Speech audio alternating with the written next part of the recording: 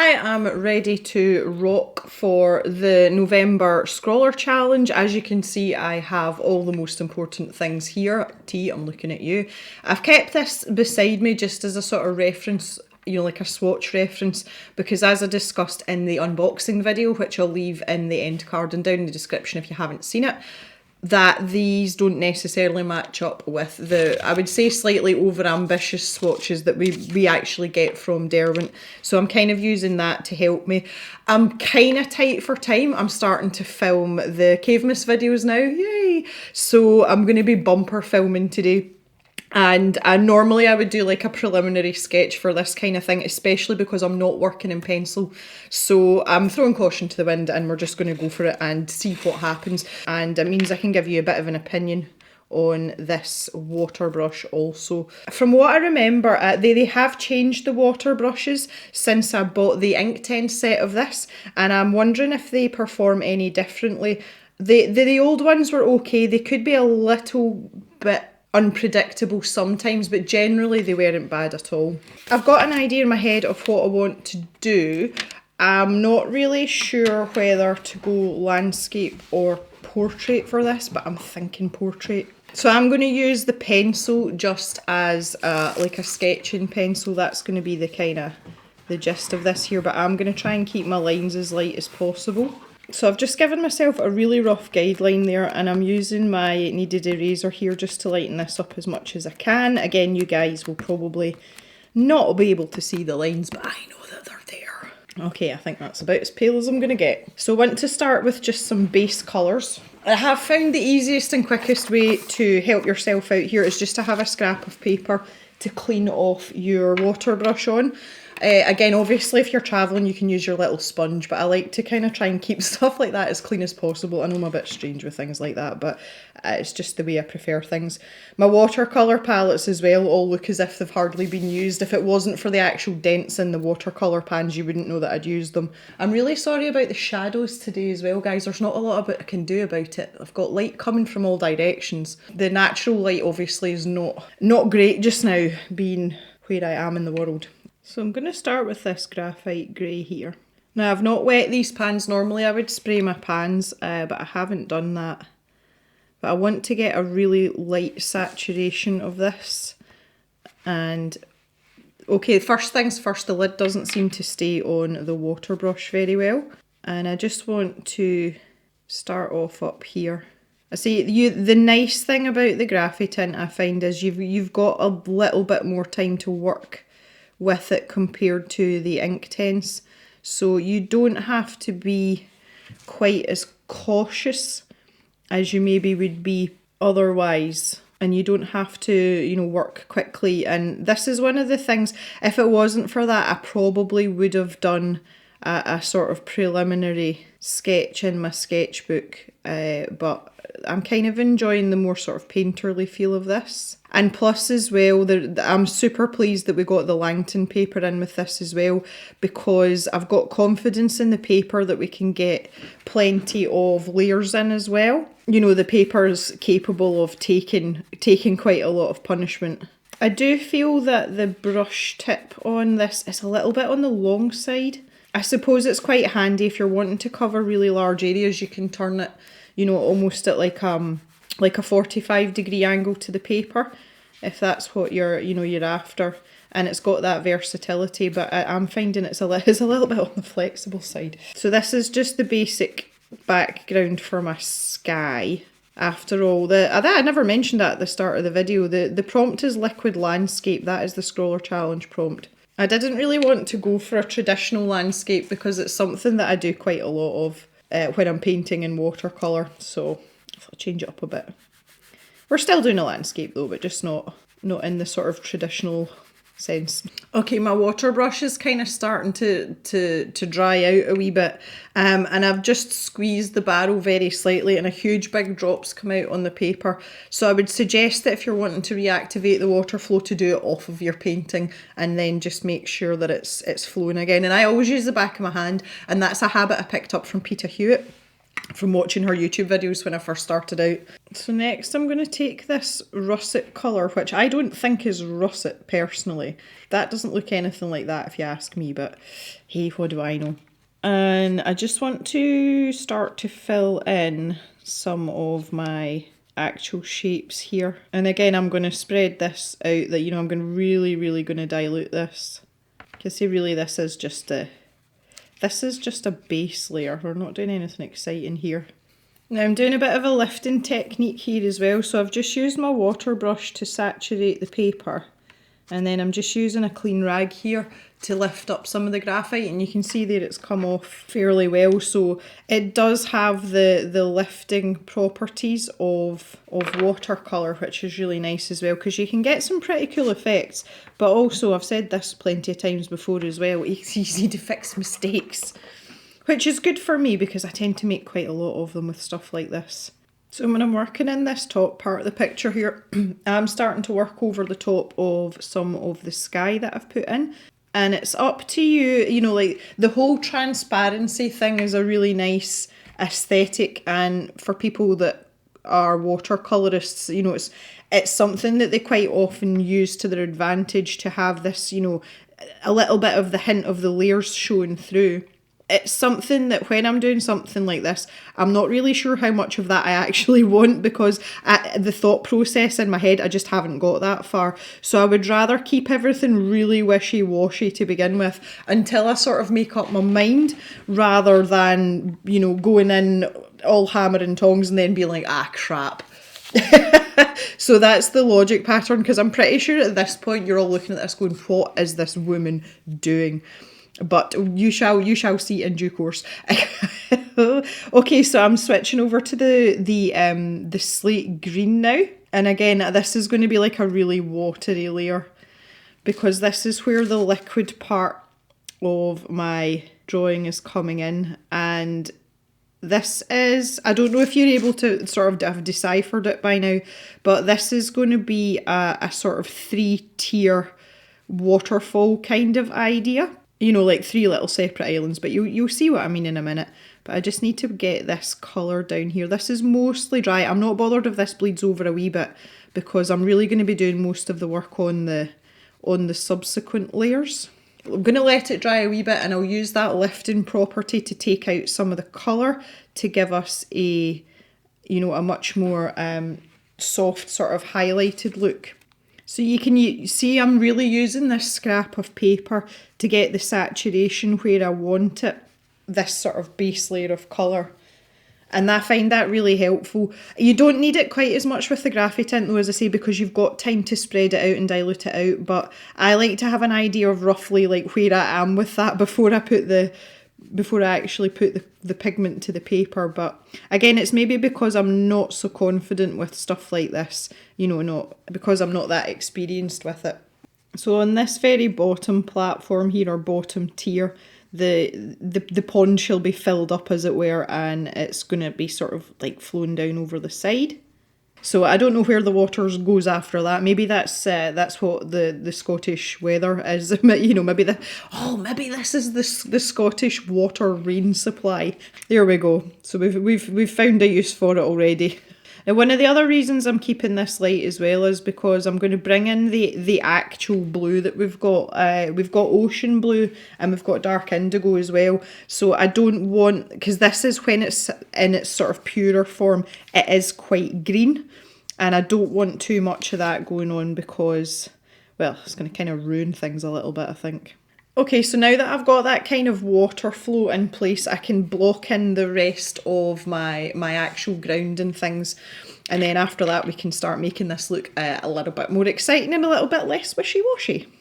To follow on from this video as well, someone suggested, when I'd mentioned before about having the liquid graphite, which came in a previous Scrawlrbox, and also having the graphitint pencils as well, I'd suggested doing a video using all of them together and, you know, creating something maybe a little bit more epic and with a little bit more wiggle room.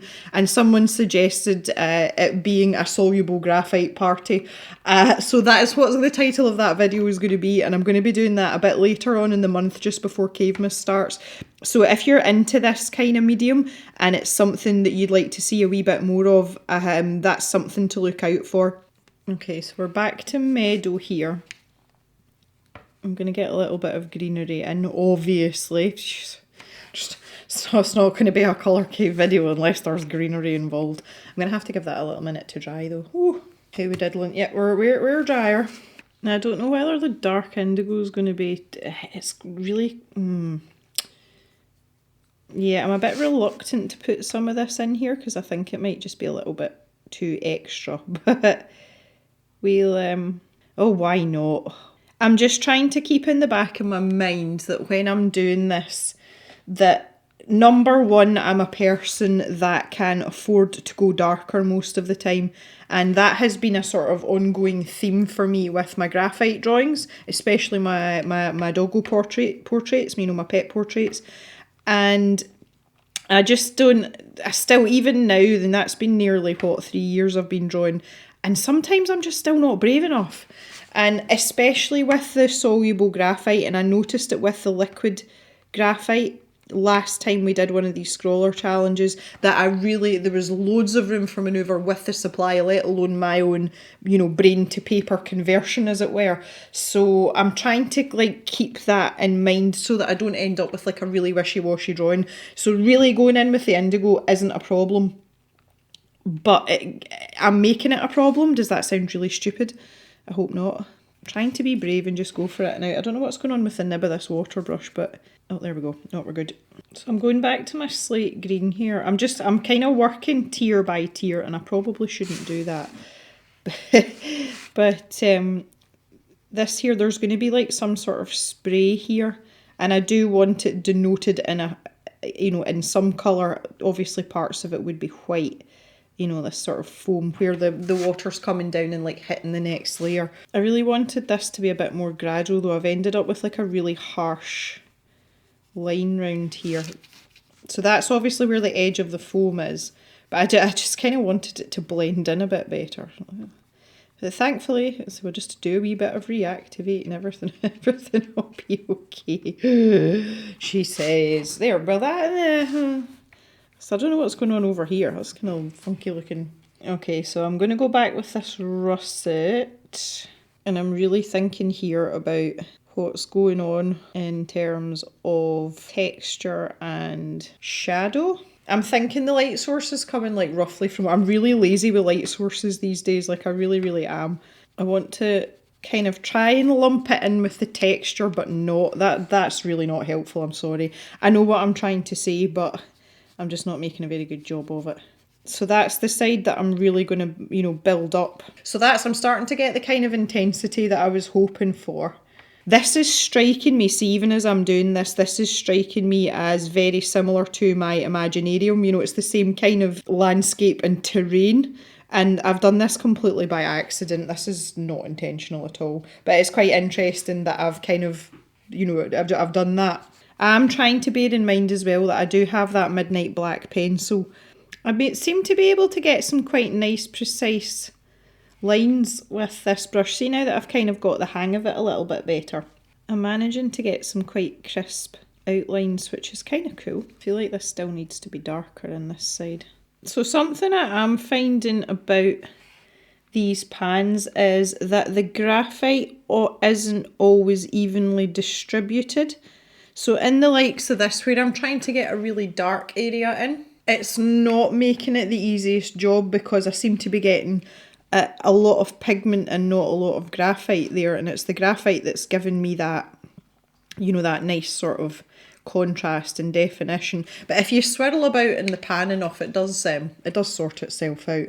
So I just feel like with the pencils, that you get a bit more, maybe of an even application would probably be fair to say. And that's not a criticism, it's just an observation. Because obviously you're not going to get a carbon copy. It is a different medium and it's a different medium for a reason. Otherwise it wouldn't be a different medium. Does that make sense? Yes. That was one of those ones where the words were just coming out my mouth and I'm not sure if they were going to make sense. You can tell now I'm starting to, you know, I'm really starting to drill down or up as the case may be with the layers situation here. and really starting to get in some detail.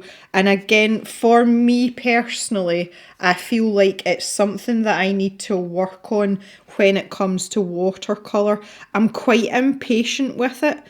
And I always feel that I stop too soon, and that if I just, if I'd gone a little bit further, I would have got a little bit more depth and definition into what I was doing. So, that's just something that I'm quite aware of, for myself. But it does pay off because you get a much more striking image when you're finished. Because I have felt that a lot of my watercolour, or even not just watercolour, water soluble artwork has been very sort of wishy-washy and not that exciting. And I do like desaturated and pale colours. I do like delicate things like that, but it's to the point where it's to the detriment of the piece that you're drawing, and that's not really, that's not much use. These little fiddly bits, although it doesn't seem like much, this is what makes your drawing pop. So you can see there that the water's kind of like threatening to spill over, and all I've done is put a dark line under it. It's not like I'm using some crazy technique.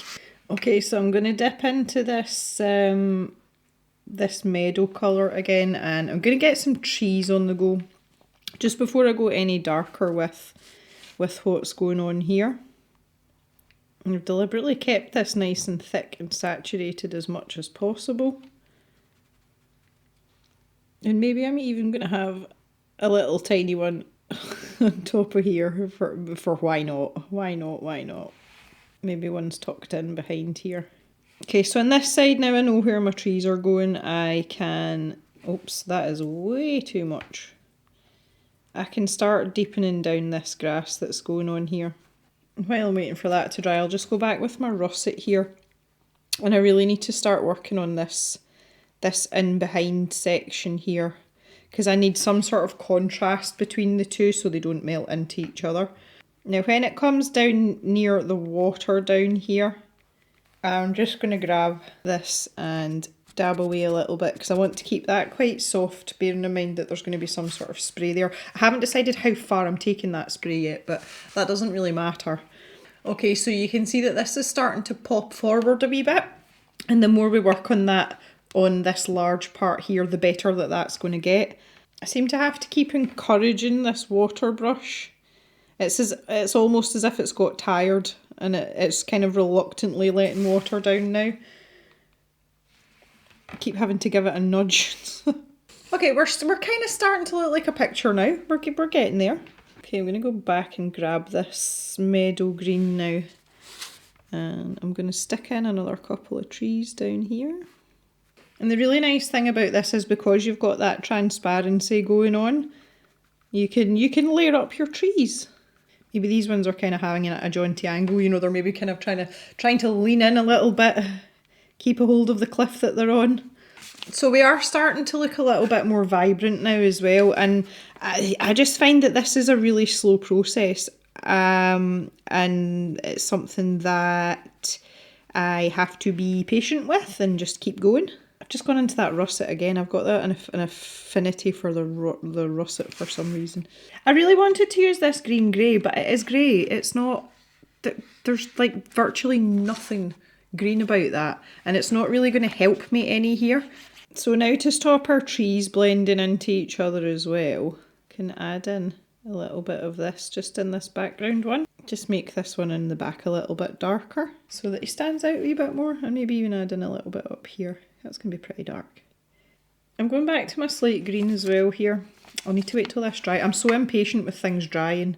Just add in a wee bit more into my tree. So really I want this side to be darker, so they made a total cock up of that, but never mind. We'll fix it on the next layer, it'll be fine. I think I'm going to use port just for some of my tree trunks.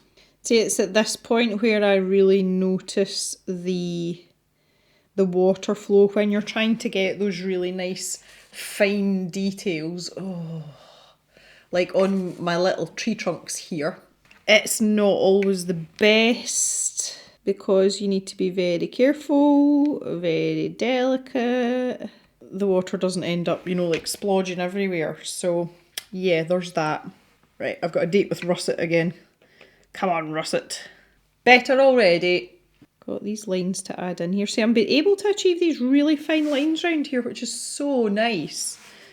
But I'm just like, can we not just like do this everywhere, please? That, you know, all the time. That would be really helpful.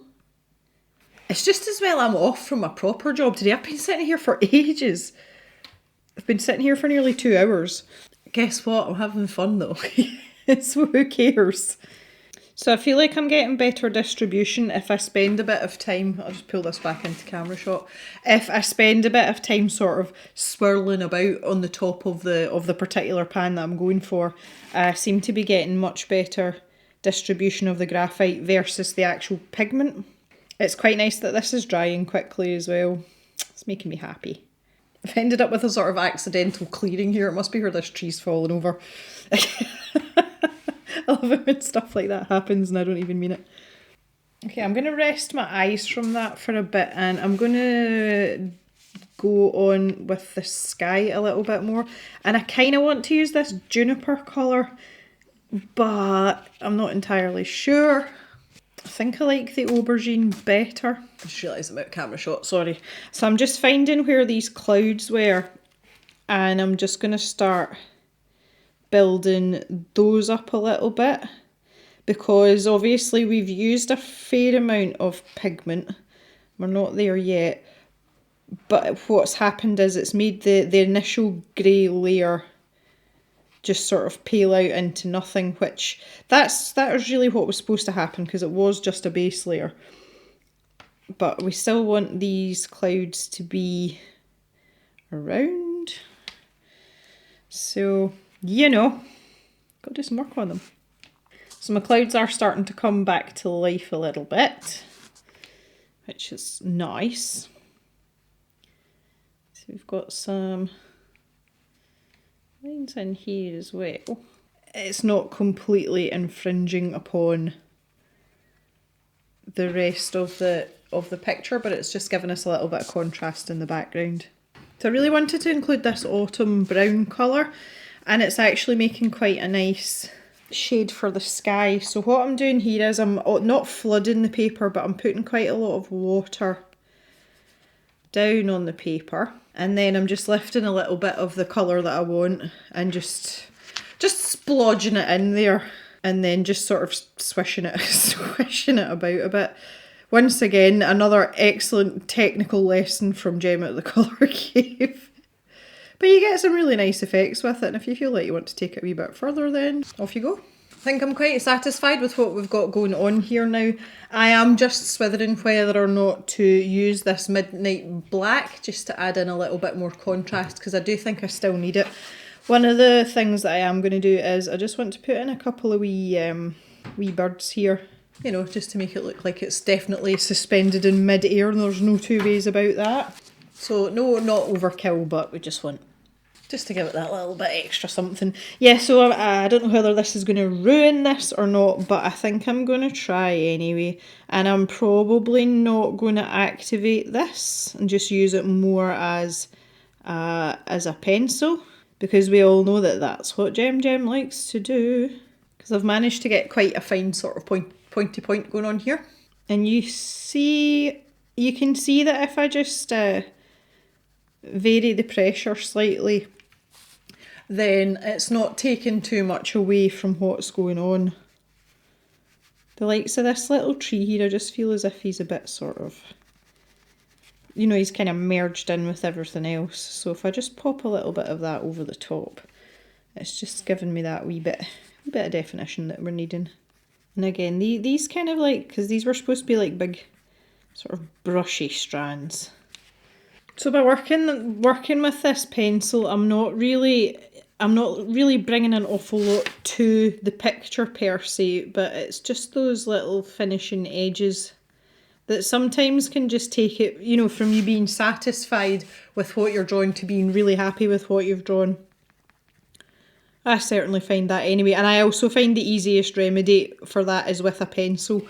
Naturally, that is just because of my inclinations, but you may find that the same thing happens for you with fine liners or a tube of black paint and a small brush, whatever tickles your fancy, you know.